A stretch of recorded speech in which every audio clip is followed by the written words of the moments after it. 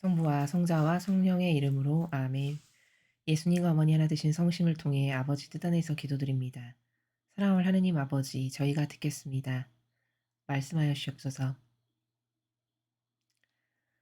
또한 아버지 뜻 진리가 저희들의 내적이고 외적인 모든 것에 주체가 되어 주시옵기를 간곡히 청원드립니다. 아버지께서 늘 강조하셔서 말씀하시는 계명의 첫 번째, 아버지를 저희들의 전부로 사랑할 수 있는 은총으로 아버지께 속한 모든 자녀들을 축복하여 주시옵소서. 이 모든 기도 우리 주 예수 그리스도의 이름으로 기도드리나이다. 아멘. 성부와 성자와 성령의 이름으로 아멘. 안녕하십니까. 하나님의 뜻 성교의 피아수녀입니다. 오늘도 여러분들과 함께 성경 말씀 안에 담겨져 있는 진리의 세계에 대해 함께 학습해 보도록 하겠습니다. 2021년 9월 23일 목요일입니다. 제1독서 학가이 예언서 1장 1절에서 8절까지의 말씀입니다. 다리우스 임금 제2년 여섯째 달 초하룻날 주님의 말씀이 학가이 예언자를 통하여 스알티엘의 아들 드룹바벨 유다 총독과 여호차닥의 아들 예수와 대사제에게 내렸다. 만군의 주님께서 이렇게 말씀하신다. 이 백성은 주님의 집을 지을 때가 되지 않았다고 말한다. 주님의 말씀이 학가이 예언자를 통하여 내렸다. 주님의 집이 무너져 있는데 너희가 지금 판벽으로 된 집에서 살 때냐? 만군의 주님께서 이렇게 말씀하신다. 너희가 살아온 길을 돌이켜 보아라. 씨앗을 많이 뿌려도 얼마 거두지 못하고 먹어도 배부르지 않으며 마셔도 만족하지 못하고 입어도 따뜻하지 않으며 품깔꾼이 품삯을 받아도 구멍난 주머니에 넣는 꼴이다. 만군의 주님께서 이렇게 말씀하신다. 너희가 살아온 길을 돌이켜 보아라. 너희는 산에 올라가서 나무를 가져다가 집을 지어라. 그러면 나는 그 집을 기꺼이 여기고 그것으로 영광을 받으리라. 주님께서 말씀하신다. 주님의 말씀입니다. 하느님 감사합니다.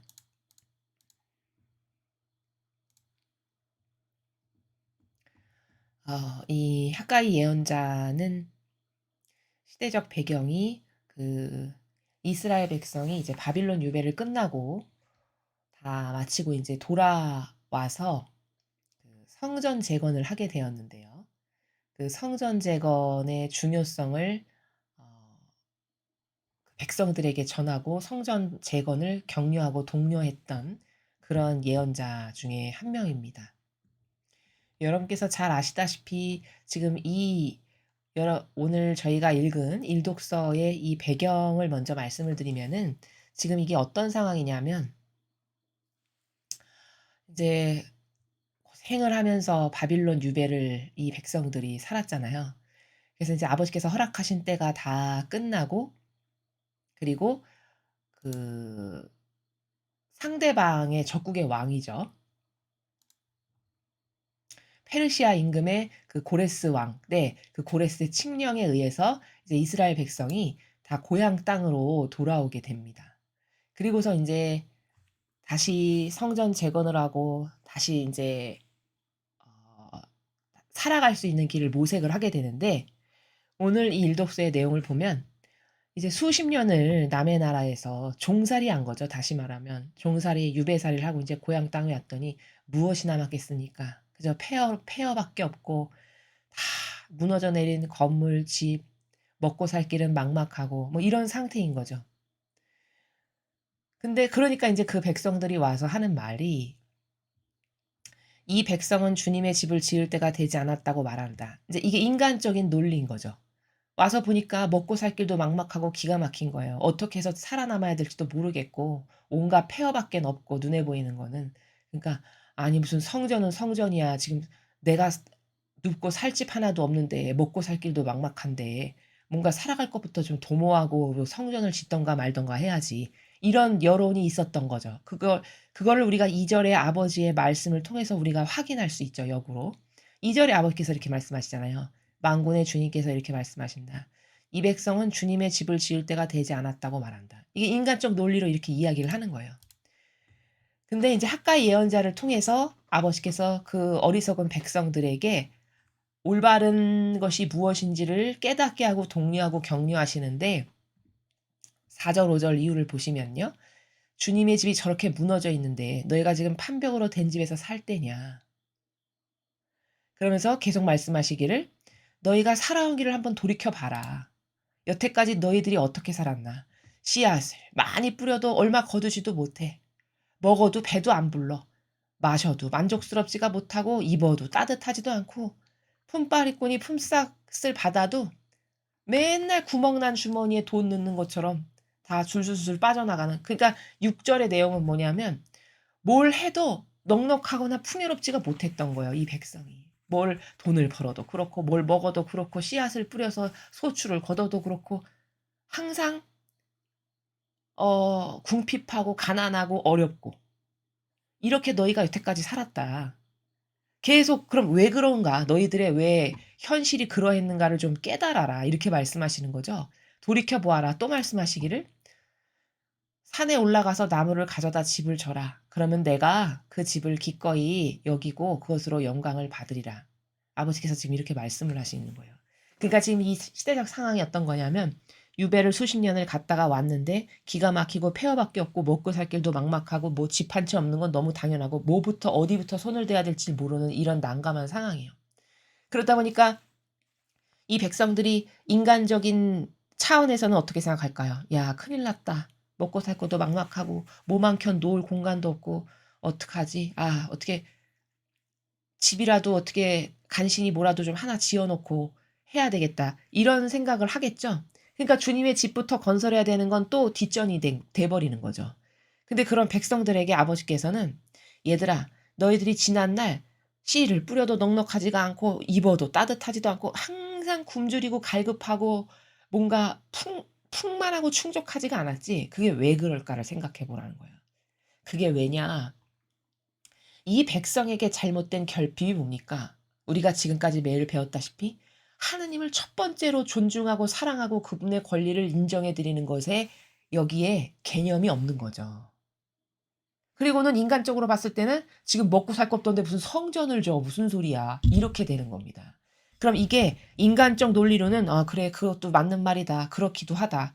이렇게 납득할 수 있을지 모르겠으나 영적으로는 아무리 가난해서 지금 거적대기를 덮고자 하는 한이 있어도 이들이 계명의 정신을 똑바로 배웠고 올바른 하느님의 일꾼들로부터 하느님께 어떻게 공경과 사랑을 드리는 것이 올바른 정신이고 자세고 바른 방향인지를 똑바로 배웠다면 이런 반영을 하지 않겠죠. 그렇죠?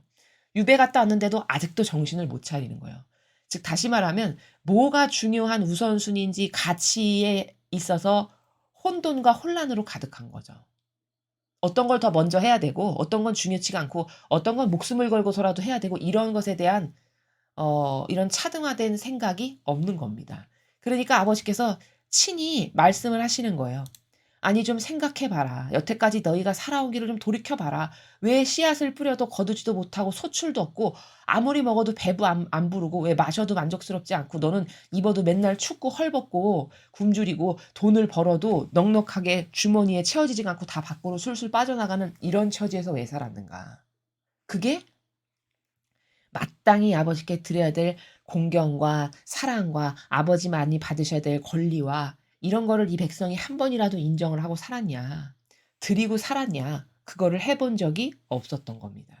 그저 맨날 바리새인법 학자한테 속아가지고 엄한 데다가 동조하고 협력해가지고 마귀만 좋아지는 역할을 여태까지 했지 진정으로 하느님을 사랑하고 발견하고 깨닫고 어떻게 하면 아버지께 더 흡족하게 해드릴까? 어떻게 하면 아버지를 더 기쁘게 해드릴까? 사실은 그 아버지를 기쁘게 해드리는 게 영적으로 봤을 땐 자기가 좋아지는 길인데 그런 것에 대해 일절 배워본 바 들어본 바가 없는 거죠. 그러니까 갔다 와도 또 이 모양인 거예요. 그러니까 아버지께서 예언자를 또 하나 뽑으셔서 그를 통해서 말씀을 하세요. 너 가서 이렇게 이야기해라. 오죽하면 이 8절을 보십시오. 이게 얼마나 아버지 입장에선 비참하신 건지 여러분 아십니까? 산에 올라가서 나무를 가져다 집을 져라. 성전지라고 말씀하시는 거예요. 그럼 내가 그 집을 기꺼이 여기고 그것으로 영광을 받으리라. 인간적으로 생각하면 이렇게 또 생각할 수 있어요. 마귀적 사고방식은. 참 하나님은 사랑받고 영광받는 거 되게 좋아하시나 봐. 아니 지금 이렇게 굶어 죽게 생겼는데 무슨 성전부터 지라고. 참 하나님은 욕심도 많으셔. 이게 올바르된 생각일까요? 이건 마귀가 불러 넣어주는 마귀적 사고방식이죠. 하나님께서 왜 그럼 저렇게 성전 짓는 걸 중요시 여기셔서 가서 나무를 갖다가 성전부터 져라. 이 말씀을 왜 하실까요? 찬미와 사랑과 영광을 받고 싶으셔서 그게 아닙니다. 이 백성을 축복해 주고 싶으신데 이제 그렇게 많이 고생을 해 왔으니 다시 재건하고 일어서고 잘 살 수 있도록 내 백성, 내 아들, 딸들을 좀 축복을 해 주고 싶으신데 축복받을 자세가 안 돼 있는 거죠. 그쵸? 근데 누누이 말씀드렸다시피 하나님께서는 자세가 안 돼 있는 것에 축복을 부으시는 인간의 그런 병든 사고방식으로 뭘 하시지를 않으세요. 그러니까 축복을 해 주고 싶은데 그릇이 안 되니까 부실 수가 없는 안타까운 상황이에요. 그러니까 이런 거죠. 내가 살 집을 자식에게 이렇게 하는 거랑 똑같은 거예요, 지금 이 상황이. 예. "내가 살 집부터 좀 짓거라." 이거 얼마나 비참한 상황입니까? 그죠? 내가 부모인데 내 자식한테 내 입으로 "내가 살 집부터 좀 져라. 어? 그것부터 져 달라." 이 말을 한다는 거는 이거는 참 인류가 진짜 너무 하느님께 올바른 것을 드리지를 못하고 드리는 게 없는 겁니다. 세상의 부모도 이렇게 역겨운 죄인인 우리도요. 내가 살 집 내 자식한테 "야 내 집부터 좀 줘다." 이거 속된 말로 치사스러워서라도 말을 안 하죠. 그쵸? 올바로 된 정신이면. 지금 근데 불구하고 그 말씀을 하시는 거예요. 그럼 왜 그럴까? 그렇게 사실 집이 없으셔서. 그게 아니라는 겁니다. 이 백성을 축복해 줄래야 되니까 좀 제대로 된 성전이 셔야 그래서 아버지께서 그 안에서 사시면서 역사를 하셔야 이 백성을 축복하실 수 있기 때문에 그런 거예요. 하느님의 집을 먼저 짓고 그래서 아버지께서 그 안에서 사시면서 이 백성을 다스리시고 이 백성에게 그래야 먼저 아버지의 성전이 지어져야 그 안에서 영광도 받으시고 찬미도 받으시고 그리고 그런 올바르된 질서가 이 백성에게 있어야 그래야 그때부터 아버지께서 이 백성을 축복하실 수 있으니까 "성전을 져라. 산에 올라가서 나무 가져다가 집을 져. 그럼 내가 그 집을 내가 살 집으로 축복하마. 그걸 영광을 내가 받으리라." 이렇게 말씀하시는. 그러니까 인간적으로 이러한 그 아버지의 어 마음이랄까요? 하느님 아버지의 성심을 이렇게 추상해 보면요. 정말 가여우신 거예요. 정말 세상의 부모도 '아 정말 저런 말을 하기는 수치스럽다.'라고 느낄 만큼 근데도 불구하고 저런 말씀을 하시는. 그러면 인류는 얼마나 반성을 많이 해야 될까요? 그쵸? 얼마나 하느님께 여태까지 우리는 예외냐? 그렇지 않다는 겁니다. 왜? 우리도 여태까지 종교 생활 가운데 이 바리사 율법학자와 똑같은 족속으로 내려오는 이 마귀의 세력에게 여태 속아서 우리도 올바른 정신을 모르고 하나님께 모욕과 역겨움을 드리는 것을 지난날 숱하게 하면서 살았던 거죠. 이제서야 좀 진리를 배우고 깨달아서 눈이 쪼끔 뜨이고 열리다 보니까 '아 내가 지난날 아버지께 얼마나 많은 잘못을 했던가. 내가 깨달은 이것만도 부끄럽고 송구스럽다면 깨닫지 못하고 버린 수억만 가지의 잘못은 이거 다 어떻게 갚을 건가.' 이런 객관화된 자기 성찰과 통찰이 생기는 거죠, 이제서야 우리도. 그러면 진리를 배우고 들을 수 있는 행운이 있는 사람들은 그나마 이걸 들어서 깨닫고 회개할 수 있다면 그건 엄청난 은총과 축복이지만 안타깝게도 세상에 살아가는 대다수의 사람들은 이 진리를 듣지 못하잖아요. 그렇죠. 전하는 사람이 없고 일단 교회가 모범적으로 이 진리를 전하지를 않고 모범으로 살지를 않아서 예를 들어 하느님을 사랑하고 공경하는 어떤 스탠다드 FM적인 표본이 뭔가를 교회가 몸소 살면서 보여준다면 그냥 자동으로 신자들이 그것을 보고 깨닫고 발견해서 '아 하느님을 저렇게 사랑하는 거구나. 저렇게 잘해 드린 거구나.' 이런 어떤 체화된 학습이라도 되는 거거든요. 근데 그러기는커녕 오히려 역겨움과 모욕을 드리는 행위의 표본을 이교도의 교회에 자원한 봉사자들이 보임으로써 그게 뭔지도 모르고 따라 배웁니다, 성도들이. 그래서 세트로 모욕을 드리는 거예요. 그래서 예수님께서 이런 상황을 "남까지 죄짓게 하는 자 연자매를 달고 바다에 빠져 죽는 편이 더 낫다."라고 하시죠. 이게 그렇게 무서운 겁니다. 그런 영향력을 끼친다는 것 자체가 사람으로 태어나서 가장 저주받은 일을 하는 겁니다. 자기가 그게 뭔지도 모르고. 자기만 지옥 가는 건 또 아니고 남에게 나쁜 악영향을 끼쳐서 그에게 마치 그것이 옳은 것인 양 착각하게끔 교화라는 단어는 어울리지 않네요. 누룩을 먹여 가지고 그 누룩을 받아먹은 수많은 성도들이 '하나님 사랑하는 건 저렇게 하는 건가 봐.' 해서 다 따라해서 그들도 다 우르르르 세트로 지옥의 불구덩이에 급행열차를 타고 지금 내리막길을 달려가는 것과 같은 형국이 이 시대의 형국인데, 그러한 것을 주도하는 높은 직함과 권한뿐만 아니라 이 교회에서 자원한 봉사자로 사는 그 마귀 세력과 하나 된 이 모든 영혼들이 연자매를 달고 차라리 바닷물에 빠져 죽는 편이 낫다라고 예수님께서 말씀하신 그 세력이라는 겁니다. 자신만 깨닫지 못할 뿐이죠. 그래서 그런 마치 골수 공산주의자 교육을 받으면 아무리 노력해도 그 물이 빠지지 않듯이 지금 이 백성을 보세요. 그토록 고생을 하고 갔다 왔으면은 뭔가 하느님에 대한 어떤 다른 마음가짐과 정신 상태와 어떤 겸허하고 좀 자숙하고 공손하고 정직하고 하느님을 공경해 드려야지 우리가 지난날 똑바로 못해서 우리가 이런 벌 받은 거야. 뭐 어떤 이런 스탠스가 나와야 되는 게 이게 정상적인 거죠. 사고방식이.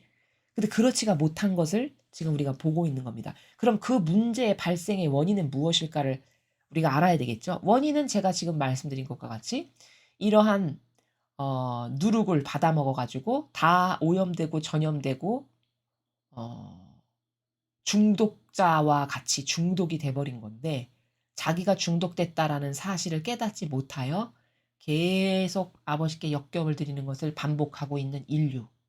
그 현실을 오늘 일독서를 통해서 우리가 보고 있다라는 진실이고, 하느님을 전부로 잘해 드리는 1 계명을 지키지 않는 인류의 상태를 지금 또 바라보고 있는 거고, 그럼 하느님께서는 되게 사랑받고 싶으신가 봐. 1 계명으로 아버지는 아주 그냥 왕처럼 떵떵거리면서 자녀들에게 사랑받는 게 좋으신가 봐. 그게 아니라 아버지의 목적은 오로지 어떻게 하면 더 나의 이 수많은 풍요를 내 자녀들에게 좀 줄까예요. 세상의 부모님도 그러시죠. 그쵸? 세상의 부모님이 안 입고 안 쓰고 허리띠 졸라매면서 돈 벌고 이렇게 하시는 건 왜일까요? 자신 혼자 잘 먹고 잘 살기 위해서 하시는 부모님은 아무도 없을 겁니다. 다 자녀들, 나중에 조금이라도 자녀들에게 더 남겨주고 그것이 자녀들에게 더 풍요하게 살 수 있는 어떤 근본의 가치가 되게 해주기 위해서 그렇게 많이 알뜰살뜰하시면서 사시는 거잖아요. 그죠? 세상의 부모도 그렇죠. 세상의 이 죄인인 부모도. 그럼 하나님의 사랑은 지고하신데, 끝이 없으신데, 거룩하신데 어떠하실까요? 그분의 사랑은. 그래서 도저히 아버지께 올바른 반영을 하지도 않는 백성을 축복을 거저해 주실 수는 없으니까, 얘들아 가서 성전부터 나무 지어다가 져라. 내가 그러면 그 성전을 축복하마. 그 말씀을 자신의 입으로 지금 스스로 하시는 이 처지의 아버지의 그 아프신 마음을 우리가 살펴드리고, 그것에 나도 여태 동조하고 살았지. 저런 세력과 나도 똑같았지. 이제서야 여드레 강아지 눈 떠지듯이 조금씩 떠지고 배우는 건데, 나는 지난날 얼마나 많은 모욕을 드렸을까? 내가 얼마나 많은 상처를 아버지께 드렸을까? 아버지 죄송합니다. 이런 회개를 인류가 다 한다면 세상은 정말 지금 당장 이 마귀 세력 다 없어질 거고요. 정말 살기 좋은 세상이 될 겁니다. 그래서 깨어있는 여러분만이라도, 우리들만이라도 이렇게 인류가 수천 년 동안 아버지께 올바르게 드리지 못한 반향을 우리라도 올바로 드리는 자녀들이 되어야겠다 라는 것을 오늘 일독서를 통해서 여러분에게 말씀을 드립니다.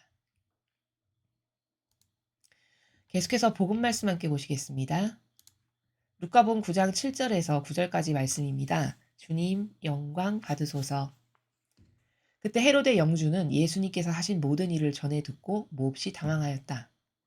더러는 요한이 죽은 이들 가운데서 되살아났다 하고, 더러는 엘리야가 나타났다 하는가 하면, 또 어떤 이들은 옛 예언자 한 분이 다시 살아났다 하였기 때문이다. 그래서 헤로데는 이렇게 말하였다. 요한은 내가 목을 베었는데 소문에 들리는 이 사람은 누구인가? 그러면서 그는 예수님을 만나보려고 하였다. 주님의 말씀입니다. 그리스도님 찬미합니다.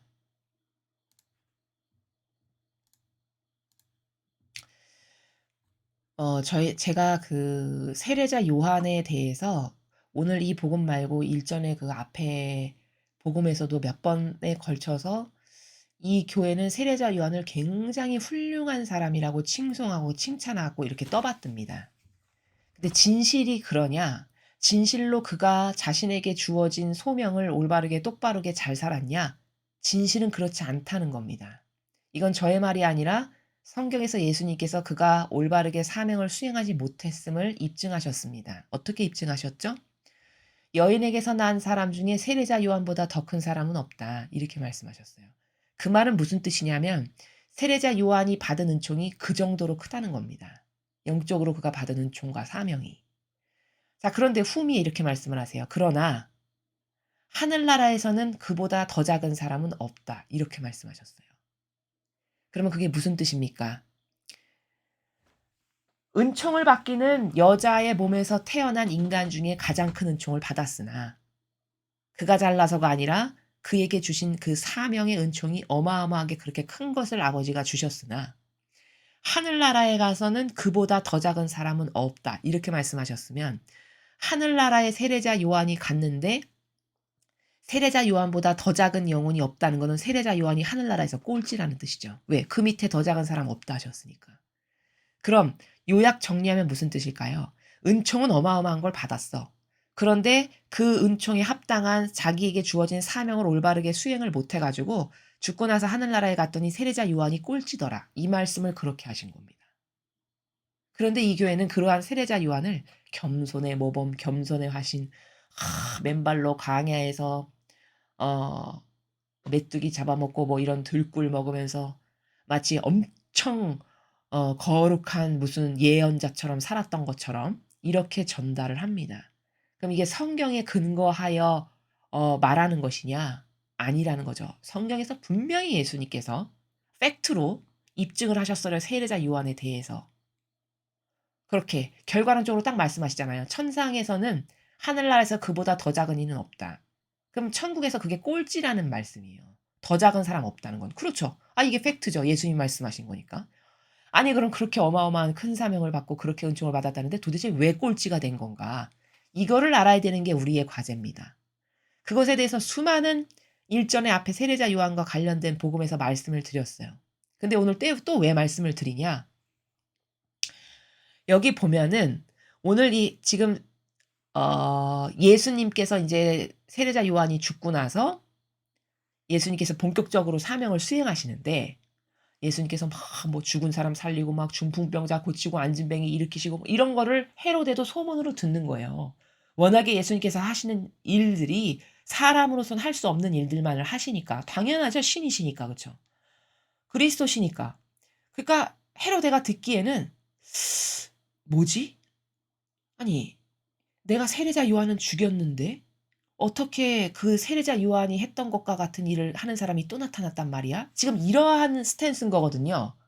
헤로데가 지금 이 보이는 반향의 행간의 나라를 보면 그럼 여기서 우리가 캐치할 수 있는 굉장히 작은 건데 그 헤로데가 가지고 있는 생각과 말을 통해서 우리가 역추적으로 그 너머의 뒷단에 있는 영적 본질을 딱 끌어올리면 뭐냐면요. 보십시오. 헤로데가 지금 이렇게 이야기했어요. 요한이 죽은 이들 가운데서 되살아났다 하고 여기 요한은 세례자 요한입니다. 그렇죠? 그러면 예수님께서 돌아다니시면서 사명을 행하시는데 그걸 세례자 요한급으로 지금 비교하는 거죠. 그렇죠? 그러면 이거는 뭡니까, 여러분? 세례자 요한이 살아 있을 때 그 정도로 예수님과 같은 예언자인 척, 예수님급 동급 정도 되는 예언자와 같은 처신과 처세와 그런 것을 하고 다녔다라는 것을 이 한 문장을 통해서 우리가 다 알 수 있는 겁니다. 여기 보십시오. 잘 보십시오. 그때 헤로데 영주는 예수님께서 하신 모든 일을 전해 듣고 몹시 당황했다. 왜 당황했을까? 왜? 헤로데가 왜 당황했을까? 자기가 죽였는데 세례자 요한을 세례자 요한이 한 것과 똑같은 일을 하면서 다니는 사람이 또 나타났다는 거예요. 그럼 이 사람 소름 끼치겠죠. 내가 가만히 있어봐. 내가 목을 분명히 뵀는데 세례자 요한이 한 것과 같은 일을 하는 사람이 나타났다고? 그럼 뭐지? 귀신이 살아났나? 지금 이런 상황인 거거든요. 요 앞뒤의 행간을 보면은. 그러면 그 말 너머에 있는 건 뭘까요? 세례자 요한이요. 그 정도로 예수님과 동급 수준에 해당하는 예언자로 남의 눈에 비춰졌다는 말이잖아요. 세상 사람들의 눈에. 그쵸? 그러면 진짜 세례자 요한이 죽은 사람을 살리고 뭐 중풍병자 일으키고 그렇게 한 게 없잖아요. 성경에 보면. 근데 왜 그런 예수님이 하신 일과 같은 일을 한 것과 같은 동급으로 비춰졌을까? 바로 그게 세례자 요한이 예수님과 같은 동급으로서 이 지상에서 처신과 처세를 하면서 그런 예언자격쯤으로 하고 다녀서 인간적 사람의 눈으로 봤을 때 지금 예수님께서 다니시면서 행하는 것과 같은 그런 위대한 예언자로 사람들이 인정을 했다는 겁니다. 그렇죠? 게다가 세례자 요한은 밑에 제자도 두고 살았어요. 우리 성경에서 다 보았죠? 그래서 죽기 직전에 목 빼서 죽기 직전에 세례자 요한이 이렇게 얘기하잖아요. 자기 제자들한테 가서 예수님한테 가서 오시기로 한 분이 맞습니까? 이렇게 여쭤봐라. 이렇게 이야기합니다. 그래서 세례자 요한의 제자들이 예수님께 가서 오시기로 한 분이 맞는지 저희 스님이 여쭤보라고 해서 왔습니다. 이렇게 해요. 그러니까 예수님이 그때 뭐라고 답변하셨습니까? 성경에 너희가 가서 본대로 말하거라. 이렇게 말씀하세요. 여러분 그 예수님께서 본대로 말해라. 이게 얼마나 무서운 말씀이시냐면요. 마음 안에 이미 심기가 불편하신 거예요. 본대로 말해라. 이게. 이 말씀이. 그게 뭘까? 예수님에 대해서 오시기로 한 메시아 그리스도라는 확신이 없었다는 거죠. 세례자 요한이. 그러니까 죽기 직전인데 그때까지도 똑바로 올바르게 믿지를 못해가지고 진짜 오시기로 한 분이 맞는지 가서 여쭤봐라라고 시키잖아요. 자기 수하의 제자들을. 예수님이 그걸 모르실까요? 그 마음의 그림자를 다 아시죠? 그러니까 심기가 불편하시니까 네가 가서 본대로 말해라 이렇게 말씀하신 겁니다. 이렇게 세례자 요한은 사명을 올바로 똑바로 수행하지를 못했어요. 지금 오늘 7절의 한 문장만 봐도 세례자 요한이 얼마나 평상시에 이 지상에서 살아가면서 처신과 처세를 마치 예수님급과 같은 동급으로 하고 다녔는지를 우리가 단 한 방에 알 수 있습니다. 이 헤로데 영주가 생각하는 나라, 군중이 말하는 나라를 통해서. 그렇죠. 아니 만약에 세례자 요한이 진짜 낮은 자로서 아주 그냥 원래 자신의 사명이 그거죠. 예수님께서 오시기 전에 예수님의 앞길을 트는 게 이 사람의 사명이었습니다. 그 앞길을 튼다는 건 뭐냐면 비유를 들면 이런 거예요. 왕이 행차를 하시면은 그 왕이 행차하시기 전에 주변 단장하고 이렇게 조용히 하라고 왜 백성 이렇게 하고 왕 지나가시니까 엎드려라 뭐 이렇게 하는 어떤 이런 그게 앞길을 트는 거거든요. 그 호롱불을 이렇게 앞에 겸손하게 낮은 자세로 들고 가면서 물러거라 뭐 왕이 행차하신다 이런 말 하는 사람들 옛날에 사극 같은 거 보면은 나오죠. 마치 그런 것을 해야 되는 역할이 세례자 요한의 사명의 역할이었습니다. 그래서 예수님께서 직접 오셨을 때 백성들이 예수님을 왕으로 똑바로 알아뵙고 맞이하고 반향을 똑바로 하고 이렇게 할 수 있게끔 그걸 하는 게 세례자 요한의 역할이었단 말이죠. 뭐 앞길을 튼다는 게 무슨 앞길을 튼다는 거야 도대체. 이것도 막연하셨을 것 같아서 말씀을 드리면 그런 거예요. 일종의 비유를 든자면. 세례자 요한이 똑바로 했나요? 아니잖아요. 예수님 백성들이 똑바로 알고 예수님께서 그리스도고 메시아인 거를 올바로 반영을 했습니까? 아니잖아요. 우리가 다 알고 있다시피. 그럼 자신의 사명도 똑바로 못했죠. 게다가 예수님에 대한 확신과 믿음이 떨어져서 죽기 직전까지도 제자들을 시켜서 확인했어요. 이거 엄청난 모욕입니다, 사실. 그리고 처신을 어떻게 하고 다녔으면은 예수님과 같은 동급으로 이렇게 사람들이 생각해서 야야야 이런 사람들이 막 이런 사람이 예언자라고 요새 돌아다니는데 막 죽은 사람 살리고 막 중풍병자 고치고 막 소경 눈뜨게 하고 이런데 야 세례자 요한이 살아났나 봐. 어떻게 하면은 그렇게 예수님과 동급과 같은 취급을 받을까요? 군중으로부터. 그렇죠. 이게 되게 교묘하고 미묘한 행간이지만 저 행간을 통해서 영적인 건 속일 수가 없는 진실을 다 발견할 수 있습니다. 그리고 또 예수님의 그러한 그 세례자 요한에 대한 확증적 답변. 제가 지금 백데이터를 몇 개를 들었습니다. 이런 거. 그다음에 네가 가서 본대로 말해라. 이렇게 말씀하신 거. 여인 중에 그보다 더 작은 사람은 천상에서 아무도 없다. 확증적으로 세례자 요한이 죽어서 갈 나라가 어딘지를 말씀하신 이런 거.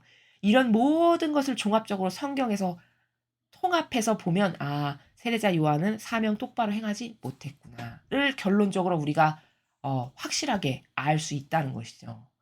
그럼 세례자 요한은 왜 그런 부작용으로 엄청난 은총을 받았음에도 불구하고 사명을 올바로 완수 못했을까? 사촌지간이죠, 예수님과. 세례자 요한이. 그쵸? 그러면 인간적으로 세례자 요한이 예수님보다 나이가 좀 많은데 세례자 요한이 봤을 때는 사촌 동생인 거죠. 인간적 나라에서 산다면. 그럼 사촌 동생이라면 사촌 동생에 대한 선입견이 있을까요, 없을까요? 당연히 있습니다. 어렸을 때 제 기저귀 차고 이렇게 걸어 다니고 어 응가, 응가 이런 거 하고 보니까 아유 부족해서 이렇게 막 코 찔찔이로 다니고 이랬는데 어느 날 메시아래. 그리스도래. 그러면 그게 분심 없이 그 사람이 그걸 받아들일 수 있냐? 이게 인간적인 차원에서 살면 절대로 그걸 받아들일 수 있는 이런 마인드가 올바른 영적 건강한 정신 세계가 구축이 되기가 어렵습니다. 세례자 요한은 그러한 부작용 때문에 예수님에 대해서 끝까지 신뢰하거나 믿지를 못해서 자신의 사명을 완수하지 못했고요. 게다가 또 그런 부작용이 그럼 세례자 요한에게 들어간 이유는 뭐냐면 성경에 보면 지가리아가 그 천사가 이제 엘리사벳이 잉태해서 아들을 낳을 터인데 이러이러한 아들을 낳을 거다 이런 이야기를 해주러 지가리아에게 왔잖아요. 근데 그때 지가리아가 반향을 어떻게 했습니까? 세례자 요한의 아버지가 믿지를 않고 비웃었어요. 아니 달거리도 다 끝난 나이 많은 그런 내 부인한테 무슨 그런 일이 있겠습니까? 가능하겠습니까? 이런 나라에서 답변을 합니다. 그러니까 천사가 그걸 기가 막히게 알고 그 속 의지를 정확히 알고 이렇게 하죠. 너는 때가 되면 이루어질 아버지의 일을 믿지 않았으니까 너는 그 일이 이루어질 때까지 벙어리로 지내라 해서 벙어리가 되게 하잖아요. 천사가. 그쵸?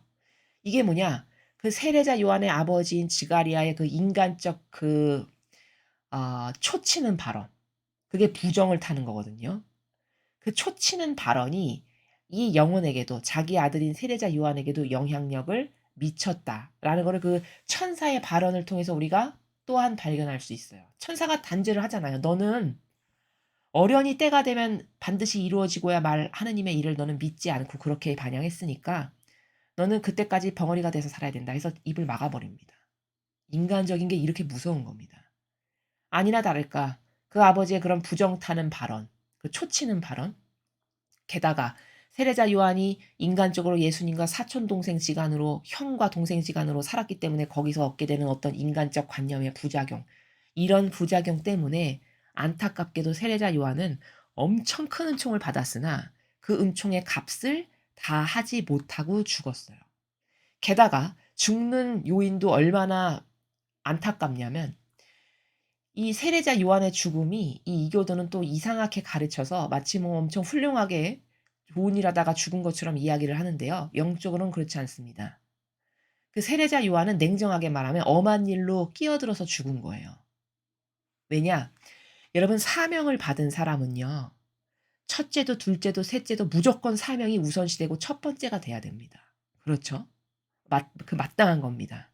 죽으나 사나 앉으나 서나 자나 깨나 사명이 나의 모든 것 앞에 항상 앞장서 가야 되는 게 사명을 받은 자의 이런 중요한 철칙입니다. 그러면은 세례자 요한이 그 헤로데 왕에게 그 당신 동생 그 부인 뺏어다가 이렇게 결혼하는 건 옳지 않습니다. 이런 간언하다가 잡혀 들어가서 죽게 되는 거잖아요. 요인이. 근데 물론 그게 그 시대에 살아가는 사람들의 관점으로 봤을 때 윤리도덕에 어긋나는 건 맞죠. 올바르지 않은 건 맞습니다. 근데 그 윤리도덕으로 올바르지 않은 것을 아는 것을 간언하다 죽은 거는 이 사람은 우선순위에 대한 어떤 올바른 인식이 없는 거예요. 차라리 사명을 행하다가 죽었으면은 그거는 그 죽음의 값이 있고 올바르고 빛이 됩니다. 예를 들면 뭐 12 제자들처럼 복음을 선포하다가 잡혀서 맞아 죽었다든가 아버지의 뜻을 전하다가 뭐 사지가 찢겨져서 죽었다든가 뭐 이런다면은 그건 자기의 사명인 아버지의 뜻을 행하다 죽은 것이 되기 때문에 끝까지 아버지의 뜻을 이루다가 죽은 것이 되므로 그 목숨은 값이 있게 죽은 게 돼요. 영적으로. 그러나 엄밀히 말하면 세례자 요한은 그 헤로다 영주한테 가서 가난하다 죽은 건 그 사명하고는 관련 없는 거거든요. 자기 사명하고는. 자기 사명은 오로지 예수님을 따라다니면서 어떻게 하면 사람들이 백성들이 예수님을 똑바로 이해하고 더 잘 받아들이고 예수님이 어떤 분이시를 올바르게 인식하게 해서 백성이 예수님이 오셨을 때 부작용 없이 이렇게 그분을 메시아로서 그리스도로서 똑바로 마땅히 받으셔야 될 것을 드릴 수 있는 백성이 되게끔 할까? 이게 자기의 사명이거든요. 근데 엄한 왕한테 가 가지고 윤리도덕적으로 "당신 이건 잘못했어. 맞지 않아." 이 말 하다가 죽게 된 거거든요. 그럼 이거는 냉정히 말하면 사명과 관련 없는 걸로 인발부돼서 죽은 겁니다. 그러니까 그것도 그렇게 딱히 썩 영적으로 보았을 때 뭐 올바르다, 좋다라고 볼 수 없다는 겁니다. 이렇게 입증할 수 있는 증거가 너무너무 많아요. 이거 지금 다 성경을 근거로 해서 여러분에게 지금 말씀을 드리고 있죠. 이렇게 세례자 요한 한 명을 분석할 때도 성경에 나오는 근거한 자료를 통해서 얼마든지 세례자 요한이 올바르게 자기에게 주어진 사명의 역할을 똑바로 하지 못하고 죽었는가를 수도 없이 많이 입증을 할 수가 있어요. 그쵸? 다 납득이 되시죠? 여러분 들어보시니까. 근데 이교도는 거꾸로 가르치죠. 엄청 훌륭하고 대단하고 겸손의 화신, 모범으로 맨발로 살고 이거는 성경을 모르는 거고 막연하고 피상적인 자신의 뇌피셜, 자기의 인간적 재해석의 나라로 성경에 이렇게 다 쓰여 있는데도 불구하고 자기가 자기 선으로 재해석하는 겁니다. 그러니까 이거는 잘못된 것이죠. 누누이 말씀드리지만 진리는 무조건 성경에 근거해서 다 입증이 가능합니다. 예수님이 하신 말씀, 성경에 나오는 어떤 사건, 신적인 질서, 이 모든 원리와 관점과 개념을 통해서 입증할 수 없는 것이 단 하나도 없는 게 성경입니다. 이래서 과학보다도 위대하고 훌륭한 것이 진리인 것입니다. 고로 오늘 이 복음을 통해서 지금 세례자 요한이 어떤 사람이었는가 과연 올바르게 사명을 행하다 죽은 사람인지 진짜 이교도의 교회가 말하는 것처럼 겸손의 화신, 모범, 훌륭하고 너무너무나 잘 살았고 영적이었고 정말 그러했는가에 대해서 성경에 나오는 다양한 입증, 증거, 자료를 통해서 여러분들에게 말씀을 드렸고 행간의 나라를 통해서도 7절을 보면은 왜 헤로데가 저렇게 당황하면서 벌벌 떨었을까? 내가 죽였는데 다시 살아났단 말이야? 그러면 예수님께서 행하시면서 다니시는 그 모든 업적을 세례자 요한과 동급으로 지금 본다라는 이 하나를 통해서 우리는 영적 세계의 작고 미세한 부분이지만 지금 여기서 어떠한 악이 역사했는가를 우리가 이렇게 낱낱이 다 입증할 수 있다라는 것을 여러분에게 말씀을 드립니다. 자, 그래서 오늘 일독서 학가이 예언서를 통해서는 유배 갔다 온 백성이 아직도 정신을 못 차리고 하느님께 무엇을 올바르게 드려야 되는지에 대한 관념이 없어서 성전 짓는 것에 저렇게 차질이 생기고 또 아버지께서 축복해 주시기 위해서 성전을 먼저 짓거라라고 말씀하시는 참 이런 가슴 아픈 이 아버지와 인간 사이의 괴리감, 아버지의 그 위대하신 사랑에 턱없이 반영하지 못하는 이런 인간의 부족하고 역겨움에 대해서 말씀을 드렸고요. 복음을 통해서는 세례자 요한이 얼마나 교묘한 사람을 마치 훌륭한 사람인 것처럼 속이는 교묘한 처신으로 유려한 처신으로 사실은 사명을 끝까지 올바르게 그 축복에 걸맞는 것만큼 완성하지 못했던 사람이었음을 왜 그런지를 성경에 나온 여러 가지의 입증 증거를 통해서 여러분에게 말씀을 드렸습니다. 이상으로 2021년 9월 23일 목요일 복음 해설을 마치겠습니다. 감사합니다.